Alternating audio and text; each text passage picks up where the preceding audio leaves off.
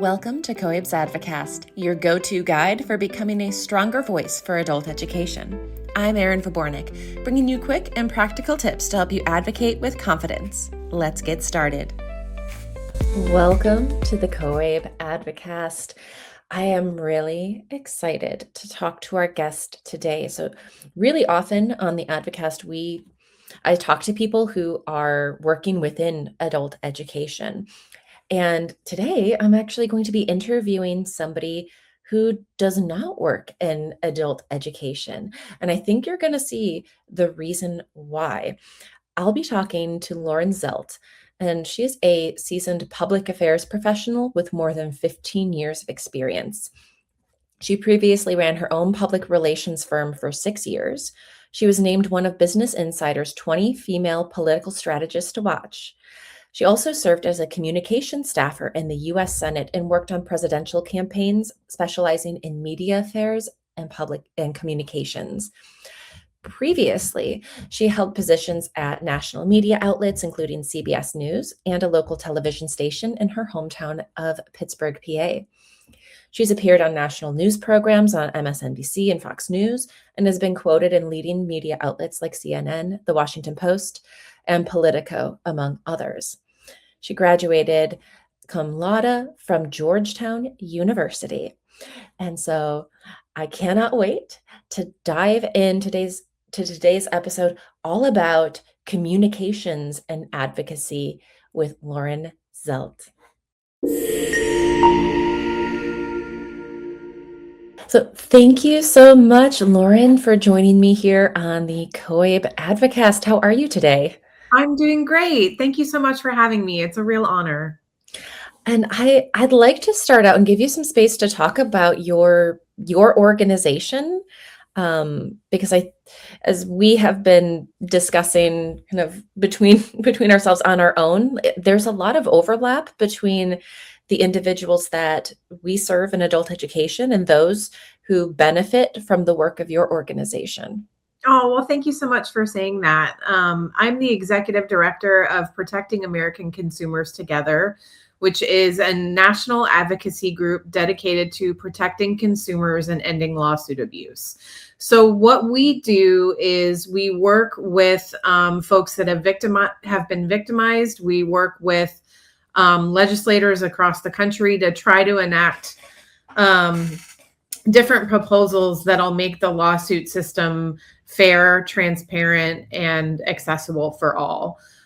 So that's in a nutshell the work that we do. I could go into a ton of specifics, but I think as it relates to your audience, we're really interested in hearing from folks that unfortunately have been victims of lawsuit abuse and want to help them overcome those situations. So, I spoke to a victim yesterday with a really compelling story.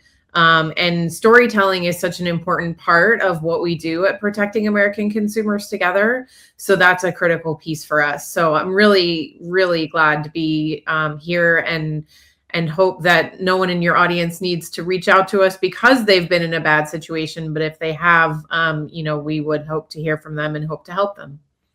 Thank you so much. Yeah, and that you mentioned the storytelling, which I think is a perfect, transition to the first question that I had for you, because you have experience, which I shared in the intro about production and PR, and so I'm really interested from that really unique perspective on what separates advocacy messages that break through from those that get ignored. Right. Well, I think the most important piece here is the storytelling piece. I actually started in my line of work. I'm a former television producer, and I started in public relations and in the storytelling space because I realized that all advocates, political campaigns, even, major brands that you interact with every day, all they're trying to do is to tell a better story than a competitor in their space. And so I realized that my love of journalism could really translate into storytelling in public affairs, in issue advocacy, and working with folks who are trying to affect change across the country. So in terms of what breaks through and what doesn't, I find that people that have a genuine perspective and story to share, and if they do it in a positive, succinct, and intellectual way, that's still relatable and approachable, that usually goes very well. If you look, most politicians are elected because you'd rather have a cup of coffee with them than you would their opponent. At the end of the day, that's really what it comes down to. It's about being relatable with people. It's about having a genuine nature to the issue and to the message that you're trying to share in a way that resonates with people. And I'd be happy to give an example if that would help. Okay. So we are at Protecting American Consumers Together. We actually spent the last year working on a documentary about victims of lawsuit abuse. And so working with them to help them share their stories is something that we can then use to help raise awareness about the issue, engage with legislators on the issue, engage with grassroots leadership, people that are really that are looked to in their communities. So think of nonprofit leaders, Rotary Club presidents, folks like that. And then also too, with the general public, because unfortunately on the issue that we work on, a lot of people just aren't aware of many of the pitfalls that can face them in the legal system. So getting the stories out of people who have been negatively affected is something that we use as a tool at our organization. Thank you so much. Yeah, I think that a lot of our adult education practitioners and students who are listening, I think that piece about not being understood certainly resonates, because we often have to do a lot of really foundational awareness and visibility to be able to show, just to explain like who we are and what we do. Right. Absolutely. And I think it all comes down to the way you explain it and the way that you connect with people. And so when I'm working with victims of lawsuit abuse, for example, or, throughout my career in public relations, I really try to help people understand that you have to tell people what you're going to tell them, and then tell them what you told them.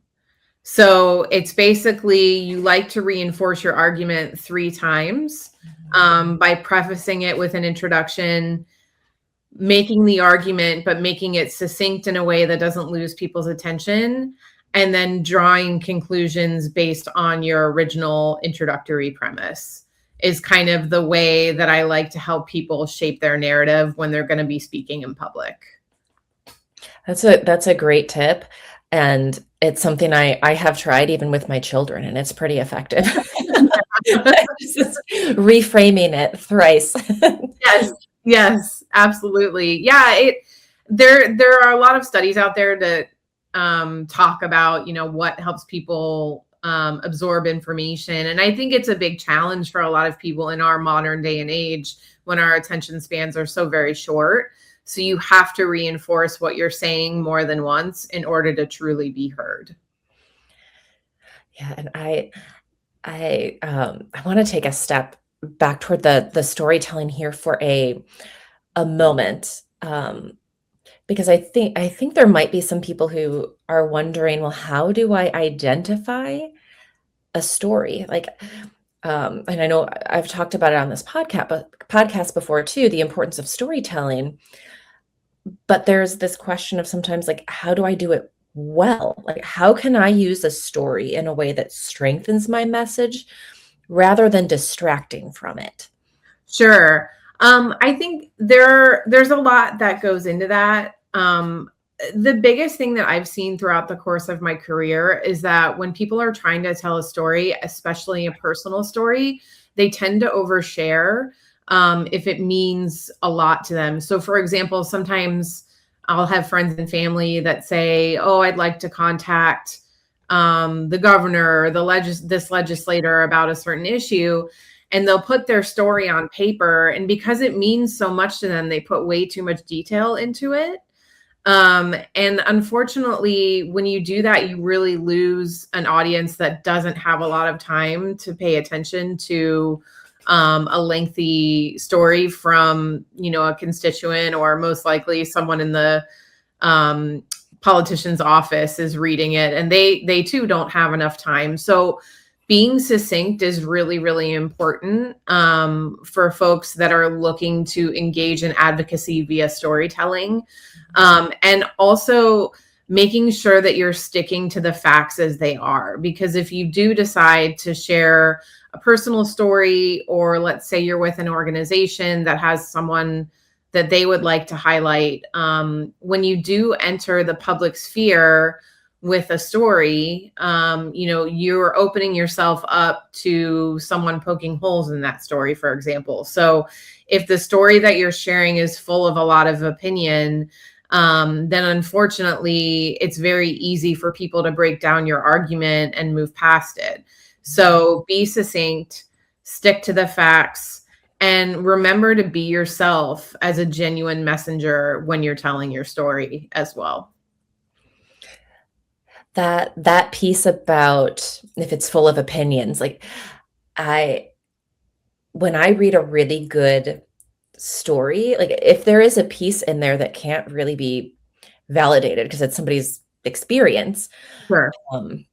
especially for our adult learners who might say, well, I've seen, right, I've had success, and then describing what that looks like that evidence makes it clearer, right? Mhm. Paints a better picture than just saying I've been successful, for someone to say, well, what does that even mean to you? Yeah.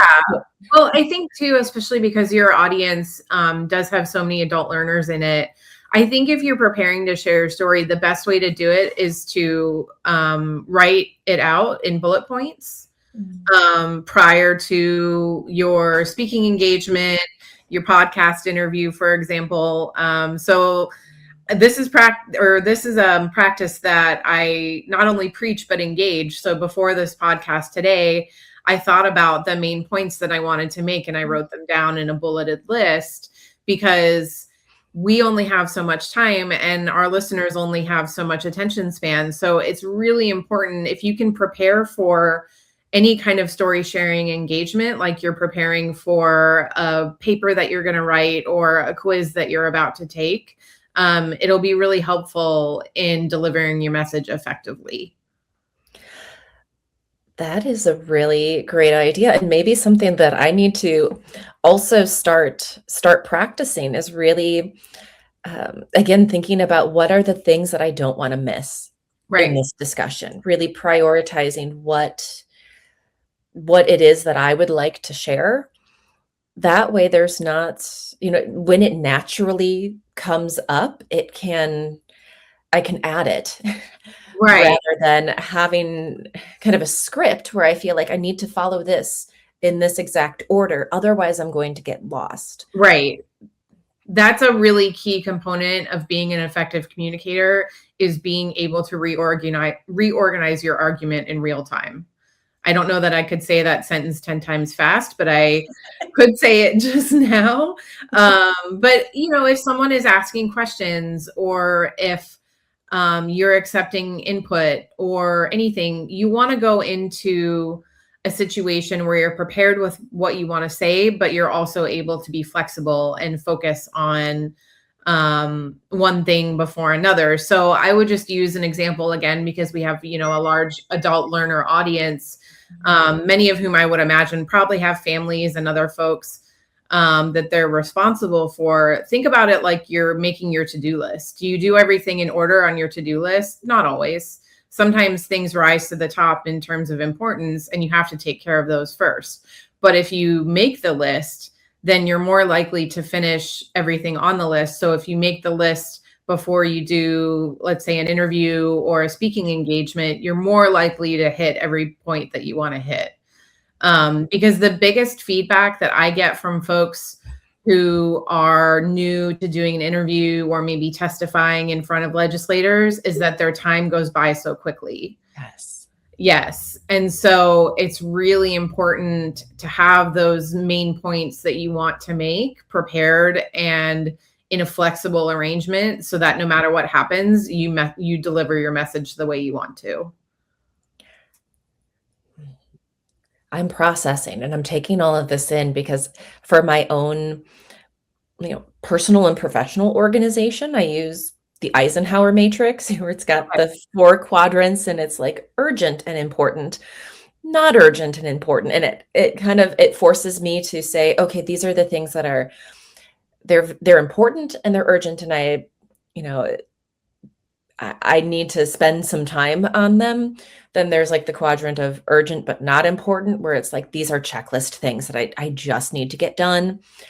So I can focus on that area first. And now I'm thinking about how I haven't yet looked at things that I want to say in a legislative meeting or in it just in a meeting or an outreach opportunity and really thought about prioritizing like this is the must have points. Mhm. These are the good to have points if time allows, Yep. so that that conversation with the legislator doesn't stall, right? I don't have to end it early. I can make use of all the time that I have with that person because I have other things that I've laid out that are those, it would be great to get to these if I can, but I Mhm. know that I've made my main point. And as you said, thinking through the different ways to phrase things so that you can do this is what I'm going to say it, and then this is what I said, like you Right. recommended. Yep. I these are fantastic tips, and I know, I am gonna I am gonna try all of these, and I think a lot of our listeners are gonna try them too. I have one last question because I think it's important to acknowledge that a lot of times in our meetings there might be these kind of perceived power imbalances, right? Where it might be your first time at the state capitol or in Washington D.C. actually entering a legislative office and having a meeting Mhm. or talking with a funder in their space or another institutional leader. And it comes with a lot of nerves. So, what communication habits, apart from your wonderful bullet point, could help advocates to stay confident and effective in those meetings?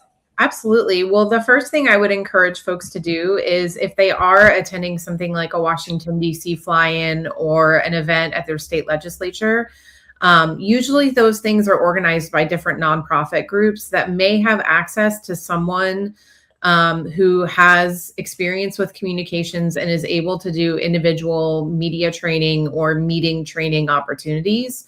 I've actually done that a lot in my career, working with different nonprofit groups and preparing advocates to testify and also to meet with legislators on the Hill and in their state capitals. So, the first advice that I have is ask your organization to empower you. What resources do they have that they might not have even thought of that might be helpful for you? Especially if there's more than one of you participating in an event like that where um, the general consensus is that everyone is nervous. If the entire group comes forward and says, we'd like to feel more prepared for this, can you help? Most of the time, groups, even if they don't have a lot of resources, groups have someone that's helping them communicate. So you can usually get advice from that person. So I would start there. Another good tip is that it's important to remember that your truth is your power. And especially in scenarios where you're meeting with legislators, nerves might be high, or let's say you're speaking at a press conference in front of the media for the first time. Your truth is your power. Someone has arranged for you to be there to share your story and to make it known. And so there's no need to be nervous because all you have to do is be yourself. And I think people forget that. I was actually speaking with someone from my group yesterday, and He was like, why is it so important to you that I share my story? And I say, because you're out there in the community making a difference for people, helping them put food on the table, and creating jobs in a location that might otherwise not have them. So your story is important to a group of people who, let's be honest, a lot of people that work in politics just write emails and answer phone calls all day. So the people that are actually out in the world making a difference are really, really sought after, because they're in the real world, whereas otherwise people are sitting in state capitals or in DC. Your truth is your power. Oh, that got me a bit emotional there, Lauren. I was like, I don't I guess I really needed to hear that today, and I think a lot of people are going to be really struck by that, and hopefully, um, maybe feel that little hitch in their heart too, where they're like, "Yes, yes, I do have a voice," and how else are those individuals with influence going to help change systems so that they, you know, uh, help improve our programs or our policies or our funding if they don't hear from us? Yeah, We're and there sitting in that office. And I'd also like to emphasize too that there are opportunities for people who are interested in advocacy, that don't have to involve public speaking or an in-person meeting. Writing a letter to the editor is something that can be really effective, and something that you can have control over what you say ahead of time and behind the screen of a safe computer, where you feel at home. And so, there are definitely other ways that people can advocate if maybe they have a challenge that makes it hard for them physically to go to a meeting or to a media engagement, or a lot of times people are just too busy, especially with working families and children to raise. There's not a lot of time for activities like that, but you can still do something like write a letter to the editor, join a social media campaign. There's lots of ways that you can advocate online, which I think could be a whole other episode of the podcast. So I'll stop there. But yeah, I mean, I don't want people to feel like an in-person engagement or, working with the media in real time is their only option. Right. Yeah, and those letters to the editor, those publications really have the opportunity to spread to wider audiences as Mhm. well, and functions as a form of awareness building Yeah, that is very much needed in both of our fields. absolutely. Well, I want to give you an opportunity because as we were talking about like how time goes so quickly, time has gone very quickly talking to you, and I feel like we could have done like a 5 episode arc all about advocacy and communication.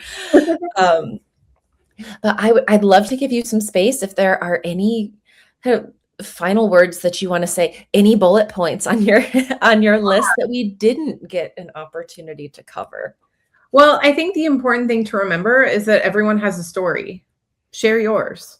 Your story matters. Your truth is your power. And if you're able to communicate in a way that is genuine, succinct, and effective, you will go very far.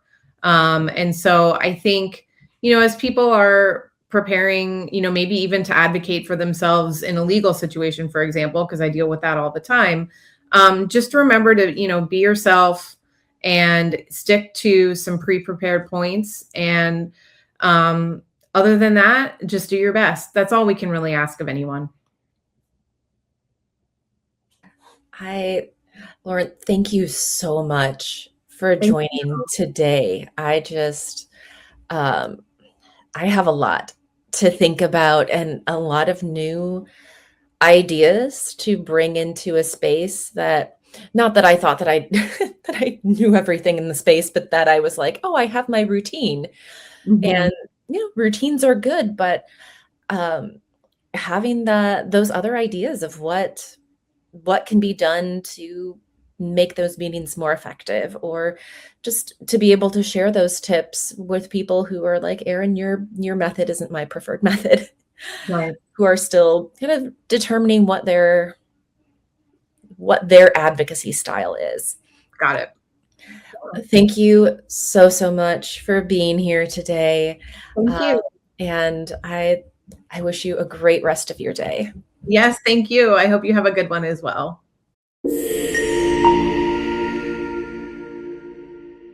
I hope you all enjoyed today's episode with Lauren Zelt as much as I did.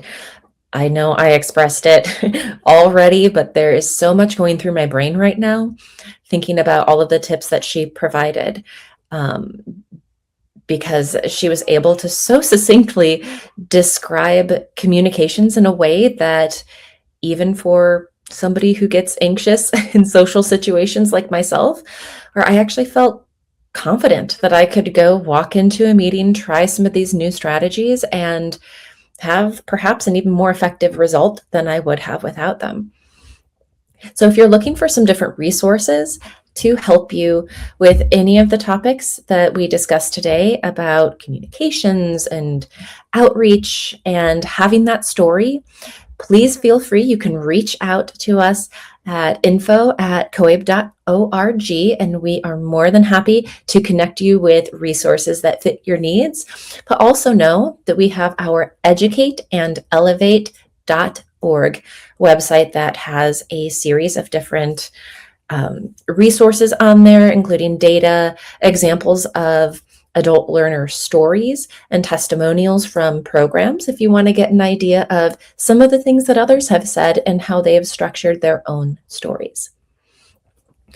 Thank you so much for tuning in, and I hope to see you next month. And until then, continue to educate and advocate.